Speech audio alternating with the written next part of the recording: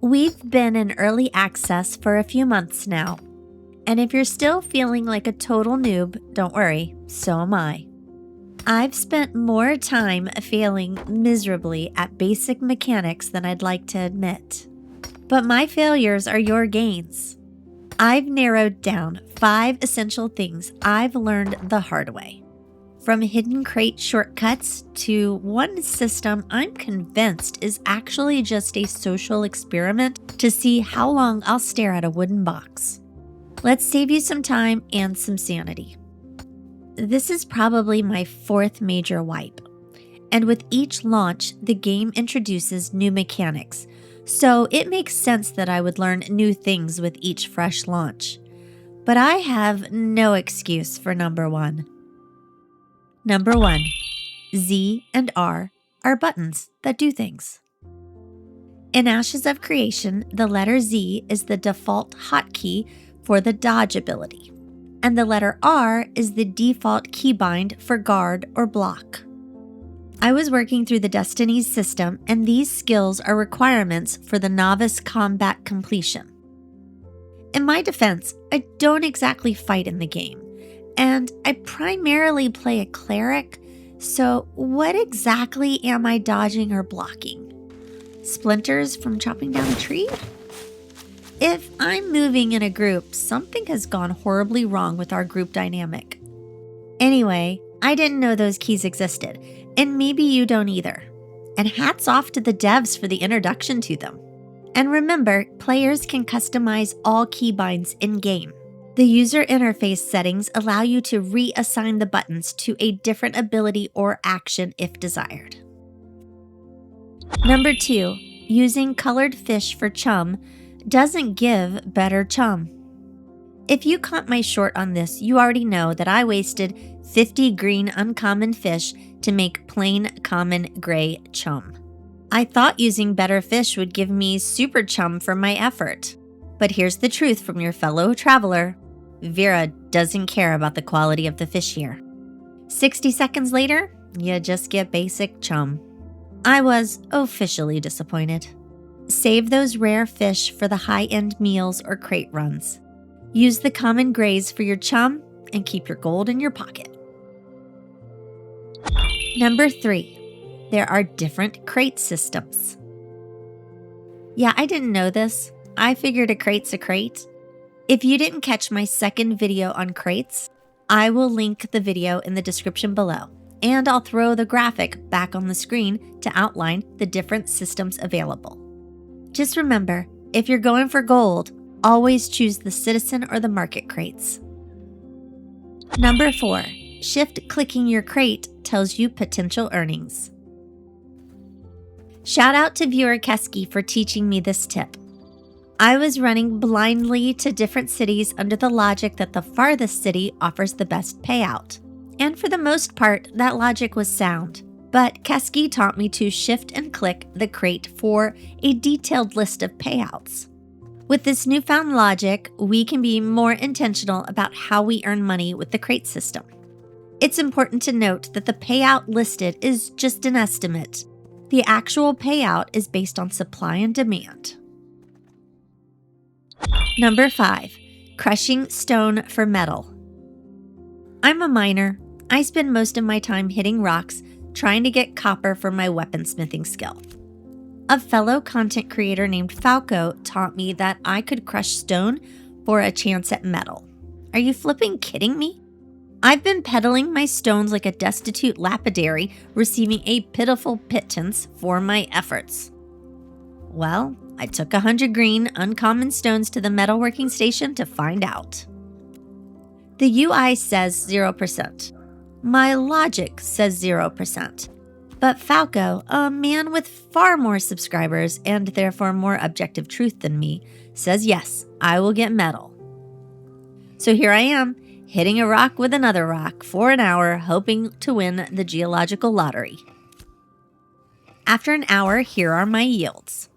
13% copper, 18% zinc, 10% tendonite, and 11% coal. It turns out this handy little strategy possesses a surprising amount of utility. Thanks, Falco. While this video is a top 5 list of things I've learned, I did want to share one thing I've not been able to grasp. And that's how the do construction crates work. I recorded an unpublished Penny Uncut on this very topic. A 30-minute adventure of me basically failing at construction crates. It's 30 minutes of me going slow, me not knowing what the heck I'm doing, me commenting on other players' names, and ultimately me having my crate swallowed up by the loathsome town of Joeva. Here's the highlight reel. Trust me, this is more palatable than the uncut version.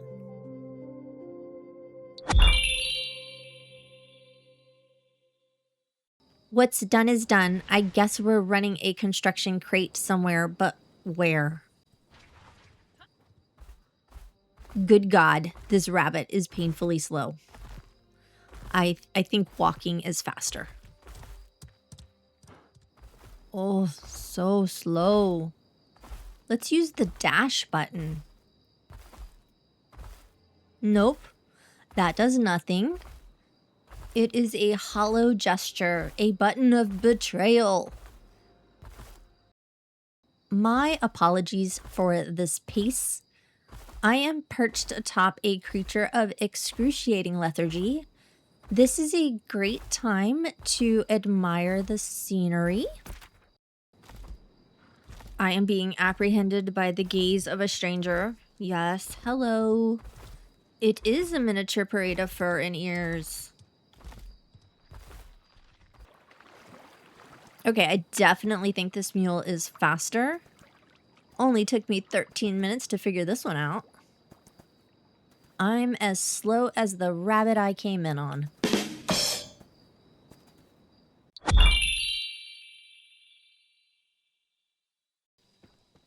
Joker lols, with a Z, of course, because S is for people who follow the rules, and Joker lols is a maverick. I wonder if any of these people watch my videos and know that I silently judge their names. I guess I said that out loud, though. Hello, too lazy for name. That's not a name, that's a confession. I bet he works from home in his pajamas. Oh, soggy waffle.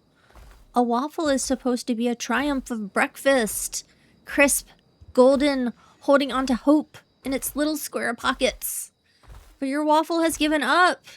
It's been sitting in a pool of cheap syrup for too long.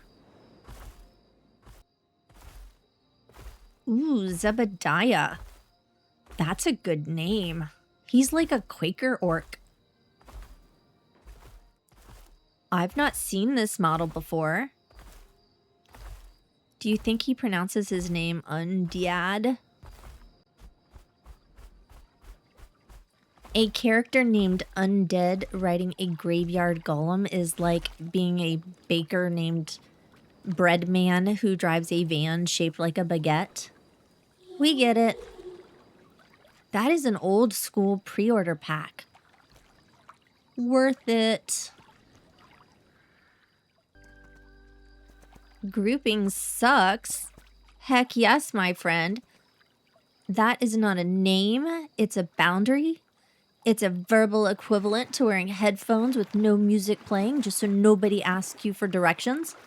I approve.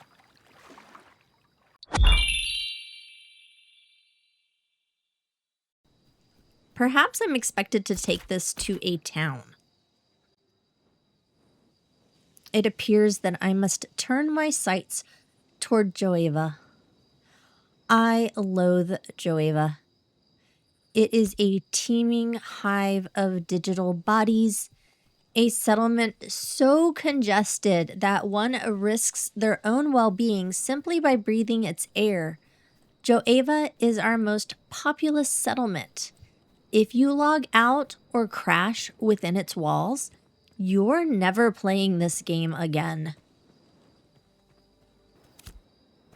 Oh, I'm almost to Joeva. I can see its buildings looming upon the horizon like the urban blight that it is. We've arrived at the deplorable municipality that is Joeva. Ugh, I can't mount because of the lag. My Joeva Yelp review, 1 star. And even that is a charitable contribution to a place that is a black hole of hospitality. Oh, it's a glorious adventurer's notification. Heck no, they are not bringing down this realm and exiling me to this hellhole town. If you get stuck here, that's it. You can't play anymore.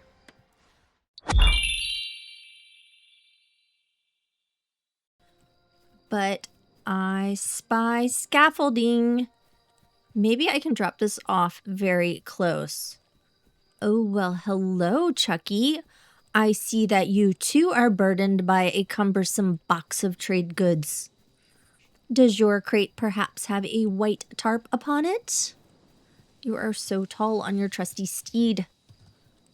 Chucky does not appear to have a white tarp. Where might you be going, Chucky?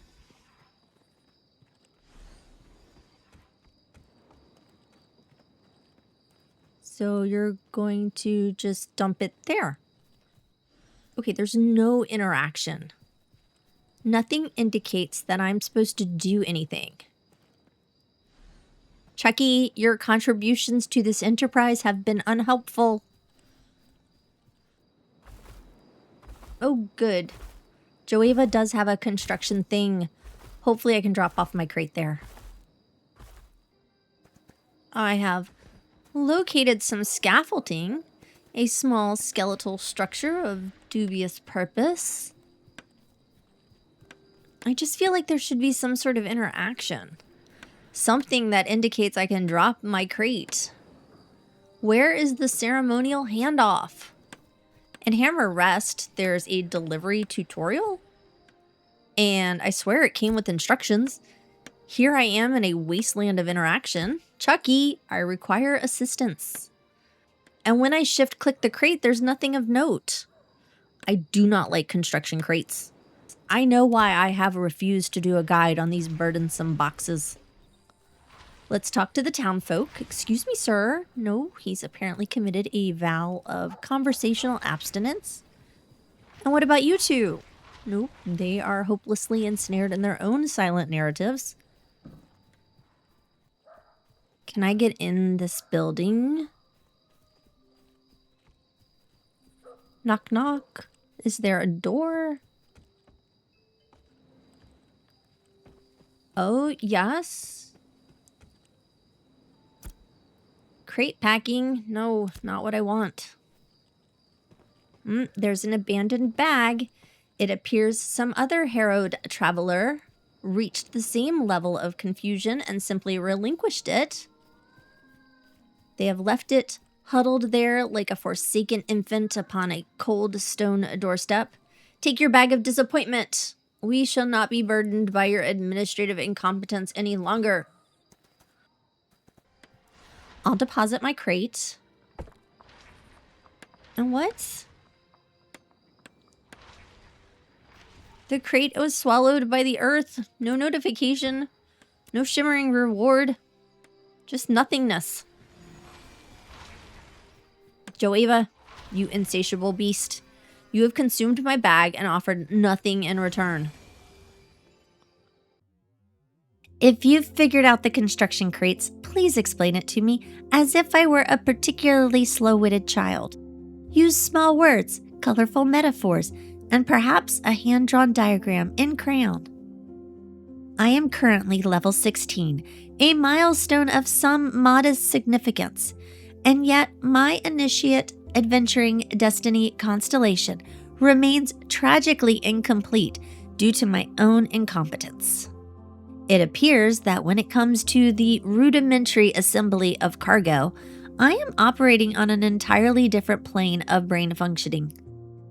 I am being held hostage by a shipping container, and it is humiliating. Thanks for listening. I am losing my voice. I appreciate you making it to the end.